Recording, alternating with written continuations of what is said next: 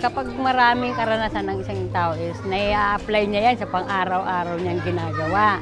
Siyempre, yung sa nagbabalak pumasok ng pagpapamilya, kunyari sa pagpapamilya, hindi kayo basta pwedeng pumasok sa pagpapamilya kasi napakahirap kung wala ka namang matatag na trabaho. Tapos magpapamilya ka, anong papakain mo sa pamilya mo? O kung wala kang maayos na trabaho. Diba, importante yon. Kailangan, bago ka magpamilya, isipin mo muna yung sa kinabukasan. Kailangan mo mag-ipon muna para at least na lumagay ka sa tahimik is meron kang pundar na para sa sarili mo at sa pamilya. Para sa akin siguro sobrang halaga niya kasi sa mga karanasan na nangyari sa buhay mo, may mga kahit na mabibigat yung mga nararanasan mo ay may mga problema kang naranasan is may mga lesson kang natututunan sa mga karanasan mo. Siguro yung pagiging hindi pagsunod sa mga nakakatanda or magulang sa pag-aaral. Based sa experience ko kasi parang binaliwala ko yung mga sinasabi nila. So, yung consequences naman yun is bumaba yung grades ko, gano'n. Tapos parang tinatamad mag-aaral, gano'n. Then, natutunan ko na yung mga sinasabi pala ng mga magulang natin is para lang pala sa makakabuti sa atin o para mas lalo tayong magsumikap.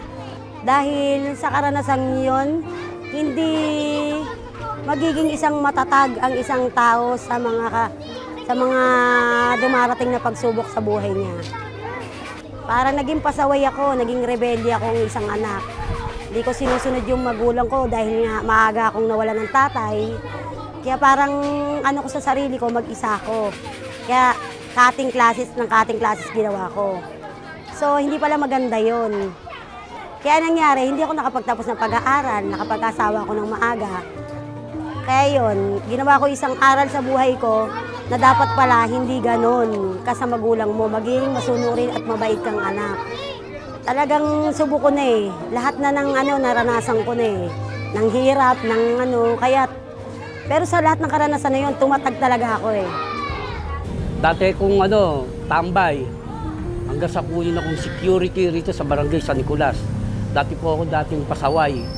Nung ako'y naging security force ng Barangay San Nicolas, ako'y natuto sa mga tamang gawain at pagtulong sa kapwa at pag-iwas sa mga masamang bisyo. Dati hindi ko naisip yung ganun, magulo ko nung araw eh. Pero nung naging security ko, nalaman ko yung mga maling nagawa ko. Kasi na-seminar ako eh. Na-share ko lang din sa mga ibang kabataan na doon ng mga barkada ko, dati magulo sila. At tinulungan ko sila mapasok din sa barangay para matulad sila sa akin.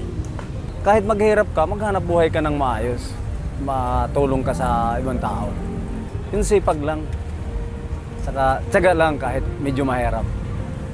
Kasi siyempre, pag hindi ka masipag, hindi ka matyaga, hindi ka naman mapupunta doon sa kailangan hinaangad mo. Ba? Experiential learning theory o ang teorya tungkol sa pagkatuto mula sa mga karanasan ay mula sa proposal ni David Kolb, isang psychologist. Kabilang sa mga karanasan na pinagmumula ng pagkatuto ay ang emosyon, kapaligiran at impluwensya mula sa ibang tao. Pero ayon sa Biblia, ano ang mahalagang matutunan natin mula sa karanasan? Ang kahirapang nararanasan ng tao ay pinapayagan ng Diyos para tayo masanay to make us strong. Ecclesiastes Kapitulo 3, ito ating mababasa sa versikulo 10. Aking nakita ang sakit na ibinigay ng Diyos sa mga anak ng mga tao upang pagsanayan. Ang mga kahirapan sa buhay, pumapayag ang Diyos maranasan natin para mapagsanayan natin. So that we may be exercised in it. Kasi pagka na-exercise tayo, na hirati tayo sa kahirapan, we will be strong. nakakapagpatibay sa atin yon. Tingnan mo yung nahihirapan kang mag-exercise, di ba? Hindi man madali mag-exercise eh. Papawisan ka, nag-exercise ka, but it makes your body sturdy, makes your body strong. Ganon din ang ating emotions, ang ating feelings, ang ating mental condition. If we are exercised to hardships in life, it makes us strong. Hindi tayo basta maloloko, hindi tayo magkapapakamatay, hindi tayo basta mawawalan ng pag-asa because nasanay na tayong mahirapan, it made us so strong. At kaya ito ay isinulat sa Biblia na ang mga Kristiyano, sanay sila sa hirap. And what is the result? Ano ang nagiging resulta? Kung nasanay na sila sa hirap, ano ang naging resulta sa kanila? Let us read in the book of Romans chapter 5 verse 3.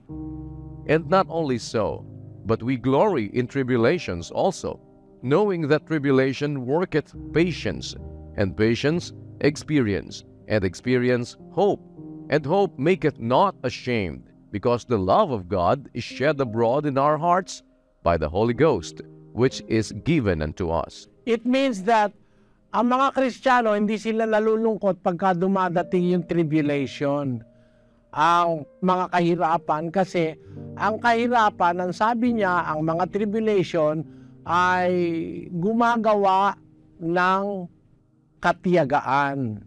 Yung kapighatian gumagawa ng katiyagaan, yung katiyagaan gumagawa ng pagpapatunay, ang pagpapatunay gumagawa ng pag-asa, ang pag-asa ay hindi humihiya, sabi niya.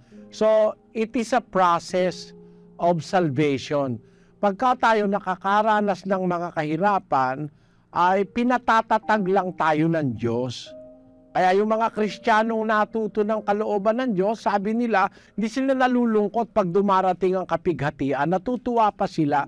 Alam nila kasi, process ng Diyos yun para sila patibayin.